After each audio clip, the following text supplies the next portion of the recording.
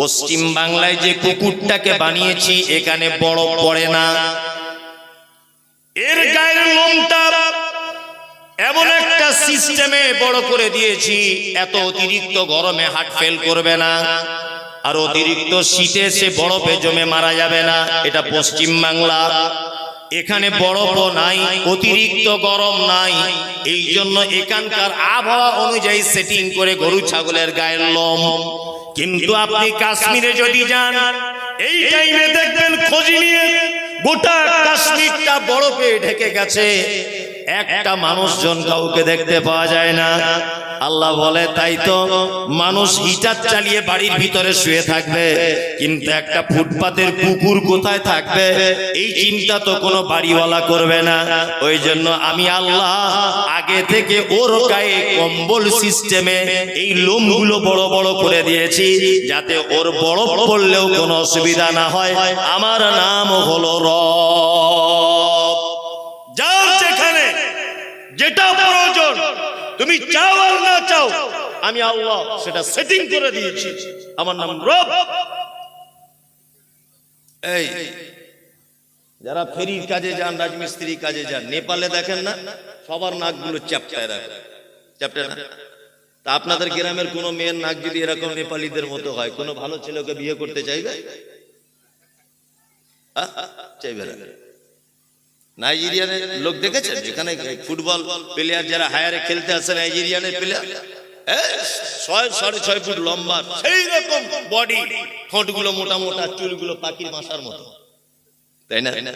আচ্ছা বলুন তো, আপনার বেটির জন্য যদি এইরকম একটা ছেলে পছন্দ করা হয়, দেখতে একদম খারাপ, আল্লাহ সৃষ্টি সবই ভালো, আমি দুনিয়াবি দিক দিয়ে বলছি, দেখতে খুব খারাপ, আপনার বেটির জন্য যদি এই ছেলেটা দেখতে যাওয়া হয়, পছন্দ হবে?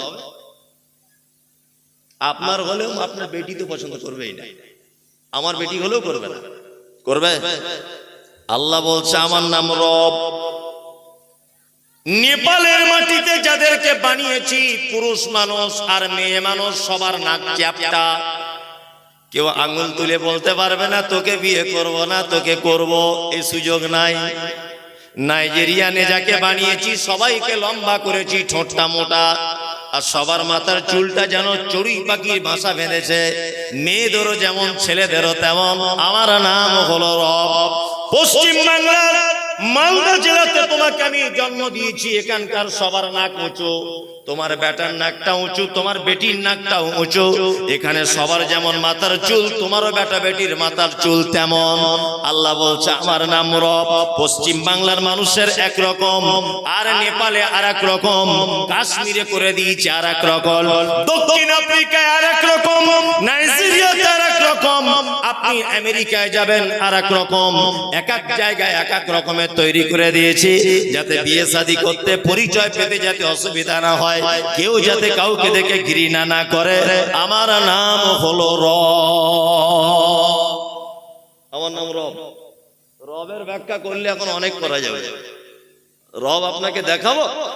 এই দেখ, আপনাদের পাড়া গ্রামের মেয়েরা মুরগি বা হাঁসের ডিম বাড়িতে ফোটায়, ফোটায় কি করে ফোটায় না, হাঁসের ডিম আর মুরগির ডিম এগুলো মুরগির বাজুর তলাতে দিয়ে রাখে, দিয়ে রাখে না, দিয়ে রাখে। মেয়েরা খুব চালাক, হাঁসের ডিমও দেয়, মুরগির ডিমও দেয়, দেয় না? মুরগির ডিম 18 দিন হলে ওঠে। যদি বলছেন মৌলী সাহেব আপনি কি মুরগি পোষেন?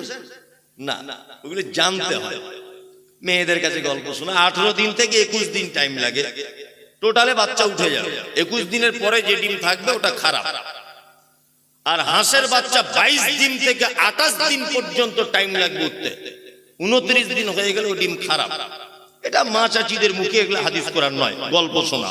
যাই হোক, ধরে নেন একটা মুরগির বাজুর তলাতে 10টা মুরগি আর 10টা হাঁসের ডিম দেওয়া হলো, একসঙ্গেই বাচ্চাটা উঠেছে, একসাথেই। আচ্ছা আপনি কোনোদিন দেখেছেন যে হাঁসের বাচ্চাগুলো পানিতে নেমে যাচ্ছে বলে মুরগির বাচ্চাগুলো সাথে সাথে নামছে? দেখেছেন? না। আচ্ছা হাঁসের বাচ্চা কোনোদিন তার মাকে বলে বা বাড়ির লোককে বলে, ছোট প্রথমে একটা সুইমিং পুল করে দাও, একটু সাঁতার কাটা শিখে নি, তারপরে পুকুরে গিয়ে সাঁতার কাটবো, এরকম ব্যাপার আছে? না, এর নাম রব। আল্লাহ বলছে ওকে হাঁস করেছি, ওকে বলে দেওয়া হয়েছে তুই পানিতে নেমে যাবি, তোকে মুরগি করে দিয়েছি, উপরে উপরে জমিতে লোকের বাড়িতে বাড়িতে ঘুরে ঘুরে বেড়াবি, আবার নাম রব। কাউকে শেখানো লাগবে না, কাউকে শেখানো লাগবে না। আল্লাহু আকবার। আপনি অবাক হয়ে যাবেন, আসলে এগুলো বাস্তব কথা। আল্লাহকে চেনার এগুলো সহজ উপায়। গাভীর বাছুর হয় না, বাছুর হয় পৌষ মাসের কনকনে শীতে আপনি দুতলার উপরে শুয়ে আছেন, গাভী গোয়াল ঘরে বাছুর হয়েছে, গোয়াল ঘরে বাছুর হবার পরে গাভীটা বলছে তোর তো নানি দাদি কেউ নাই। মানুষের বাচ্চা হলে নানি দাদি কোলে টোলে নিত, তোর তো কেউ নাই, তোর গায়ে লালাকে পরিষ্কার করবে সেটাও কেউ নাই। গাভী নিজের দিক দিয়ে লালাটা চ্যাট চ্যাট চ্যাট চ্যাট করে চেটে পরিষ্কার করে দেয়। অনেক সময় গোয়াল ঘরে রাতে বাচ্চা হয়ে যায় না, সকালে উঠে দেখা যায় ঘুরছে, যাওয়া যায় না, দেখতে পাওয়া যায়। বাচ্চাটা আস্তে আস্তে আস্তে আস্তে করে এবারে জিপ দিয়ে চেটে পরিষ্কার হয়ে গেল। বাচ্চাটা তার মায়ের কানে কানে বলছে, মা একটু গরম দুধ হলে ভালো হতো না। মা তখন বলছে, এক কাজ কর, তোর তো নানি দাদি কেউ নেই, উঠে দাঁড়া, ওঠ যা হবে হবে। বাচ্চাটা উঠে ঠক ঠক করে কাঁপতে কাঁপতে ধস করে পড়ে গেল। বলছে, মা আমি দাঁড়াতে পারছি না। যে আবার উঠে আবার দাঁড়িয়ে থক থক থক থক করে কাঁপছে, ধস করে পড়ে গেল। আবার তুই তিনবার আবার চেষ্টা কর। উঠে কাঁপতে কাঁপতে বলছে, মা দুধ কোন দিকে পাবো? বলছে, চল পিছনের দিকে যা, যা পিছনের দিকে যা। বাঁট ঝুলছে, ওখানে গিয়ে টান। বাঁট ঝুলছে, খুব দুধ টানছে। মাকে বলছে কানে কানে, প্রাণী তো নিজের ভাষায়, মা দুধ আসছে না যে। ওর মা তখন বলছে, এক কাজ কর, আমি প্রথম মা হয়েছি তো, দুধের রাস্তা ক্লিয়ার নেই, দুধের রাস্তা ক্লিয়ার নেই। তুই এরকম এরকম করে চুষবি আর এইরকম করে গুঁতো মারবি আমার মাঠে, বারবার এরকম চুষবি আর এইরকম করে ঠেলা মারবি, তাহলে দেখবি তোর মাঠ আমার মাঠ থেকে দুধ কল কল কল কল করে তোর পেটের ভিতরে ঢুকে যাবে। এটা করে কি করে না? কে শেখালো? বাড়িওয়ালা বলে দিয়েছিল যে দুবার করে টানবি আর এইরকম করে গুঁতো মারবি, বলেছে? আপনি দাঁত বার করে হেসে দিলেন কথাটা বললাম। আর এটা হাসির কথা না, আপনার ভাবনার কথা বললাম। কে বলে দিল এটা ওকে? আল্লাহ। আল্লাহ বলে, আমার নাম রব, নানি দাদি কেউ নেই, রাতের অন্ধকারে তোকে আমি জন্ম দিয়েছি গোয়াল ঘরে, তোর এখনই দুধের প্রয়োজন, এখনই আমি তোর পা দুটোকে রেডি করে দিয়েছি, তাড়াতাড়ি করে মায়ের মাঠ থেকে দুধ পান করে দুধ খেয়ে নে। এর নাম কি? রব। তারপর একটা কি বলি? রহমানির আলহামদুলিল্লাহি রব্বিল আলামিন। অসংখ্য জগতের মালিক কে? কে? আল্লাহ।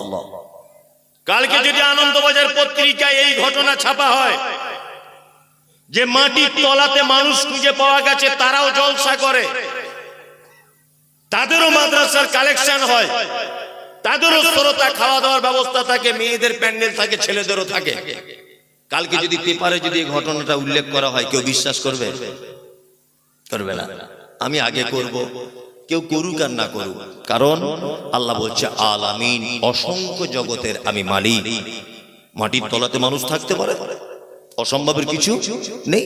আল্লাহ তো বলেছে আলামিন, অসংখ্য জগতের মালিক। জগৎ থাকতে পারে কি পারে না? পারে। তারপরে কি বলি? আর রহমানির রহিম। রহমান মানে কি? রহমান মানে দয়ালু, রহিম মানে ওটাও মানে দয়ালু। তো দুটো দয়ালু এক জায়গায় করা হলো কেন? এগুলো খুব জ্ঞান বিবেক বুদ্ধি দিয়ে শুনতে হবে, খুব মজা লাগে। সেটা হচ্ছে এই, আচ্ছা আমি আপনাদের এই মাদ্রাসায় 1 লাখ টাকা দান করেছি, প্রতি বছরে করি ধরে নেন। আচ্ছা আমাকে লোক কি বলবে? দানি। দানি বলবে না? দানি। আর এই যে আমার পাশে লোকটা বসে আছেন, ইনি এই মাদ্রাসায় প্রতি বছর 10 লাখ টাকা দেন, কি বলবেন মানুষ ওনাকে? দাতা। কি বলবে? দাতা বলে না? দাতা। আচ্ছা উনি করেন 50 লাখ টাকা, কখনো 1 কোটি টাকাও করেন, ওনাকে লোক কি বলবে? দানবীর, তাই না? দানবীর মানে যার দানের কোনো সীমা নাই, তাই তো? একটাই জিনিস, আমি দিয়েছি 1 লাখ, এই জন্য আমি দানি। উনি দিয়েছেন 5 লাখ, এই জন্য উনি দাতা। উনি দিয়েছেন 1 কোটি, এই জন্য উনি দানবীর। ঠিক তেমন রহমান মানে দয়া, রহিম মানেও দয়া। তবে দুটো দয়ার একটু ডিফারেন্স রয়েছে। ডিফারেন্সটা কি? এই দেখুন, আপনাকে একটা জিনিস বোঝানোর জন্য বলছি। ফিলিস্তিনের মুসলমানগুলোকে মারা হচ্ছে না এখন? হচ্ছে? আচ্ছা, কিছুদিন আগে 22শে জানুয়ারি বাবরি মসজিদ ভেঙে রাম মন্দির উদ্বোধন করা হলো না? হলো। ফিলিস্তিনে যখন মুসলমানদেরকে মারা হচ্ছে তখন প্রায় মসজিদে, আমাদের গ্রামে তো হয়েছে জানি না আপনাদের এখানে হয়েছে কিনা, কুনুতে নাজেলা বা অনেক মানুষ ব্যক্তিগতভাবে দোয়া করেছে, আল্লাহ ফিলিস্তিনের নির্যাতিত মানুষদেরকে তুমি হেফাজত করো। দোয়া করেননি? হাত তুলে না করলেও অন্তর থেকে দোয়া বার হয়েছে কি হয়নি? হয়েছে। মুসলমানদের এত দোয়া করার কি প্রয়োজন? রুজির মালিককে বলে বলুন আল্লাহ। আল্লাহ যদি ইসরায়েলের ইহুদিদের 1 সপ্তাহের জন্য নয়, 1 দিনের জন্য যদি রুজিটা বন্ধ করে দিতেন, তাহলে আর ফিলিস্তিনের মুসলমানদেরকে মারা হতো? অক্সিজেন মালিককে আল্লাহ। তা আল্লাহ এত মুসলমানদের দোয়া করতে হচ্ছে কেন? 10 মিনিটের জন্য ইসরায়েলের ইহুদিদের নিঃশ্বাসটা বন্ধ করে দিতে পারতেন না? পারতেন। যারা মসজিদ ভেঙেছে, বাবরি মসজিদ, এরা ভালো লোক না খারাপ লোক? খারাপ লোক। এত মুসলমানরা দোয়া করছে কেন? আল্লাহ তো ইচ্ছা করলে রাতকে দিন, দিনকে রাতে পরিবর্তন যিনি করতে পারেন, যিনি নদী থেকে রাস্তা বার করে একজন নবীকে বাঁচাতে পারেন, যিনি বিনা বাপের সন্তান জন্ম দিতে পারেন, তিনি ইচ্ছা করলে এই সমস্ত বাহাদুর গুলোকে যারা বাবরি মসজিদ ভেঙেছিল এদেরকে পুঁটি মাছের মতো টিপে মেরে দিতে পারে কি পারে না? পারে, অবশ্যই পারে। তারপরেও কেন মুসলমানরা তাদের জন্য দোয়া করছে? আল্লাহ এনআরসি থেকে বাঁচাও, আল্লাহ জালেম শাসক থেকে বাঁচাও, আল্লাহ এই সরকার থেকে তুমি আমাদেরকে বাঁচাও, হযরত আবু বকরের মতো একজন শাসক নির্বাচন করো, আল্লাহ ফিলিস্তিনের মুসলমানদেরকে বাঁচাও, ইসরায়েলের ইহুদিদেরকে নিস্তেনাবুদ করে দাও। সারা ভারত, পাকিস্তান, বাংলাদেশ, সারা পৃথিবীতে সোশ্যাল মিডিয়াতে দেখেছি, কতটা সত্য মিথ্যা জানি না, কাবাতে পর্যন্ত দোয়া হচ্ছে, মসজিদে নববীতে পর্যন্ত দোয়া হচ্ছে ফিলিস্তিনের নির্যাতিত মুসলমানদের জন্য। দোয়া হচ্ছে কি হচ্ছে না? হচ্ছে। এই কাম থেকে বুঝে নিতে হবে আল্লাহর নাম যে রহমান, তিনি যে দয়ালু, এই দয়ালুর একটা নমুনা এই জায়গায়।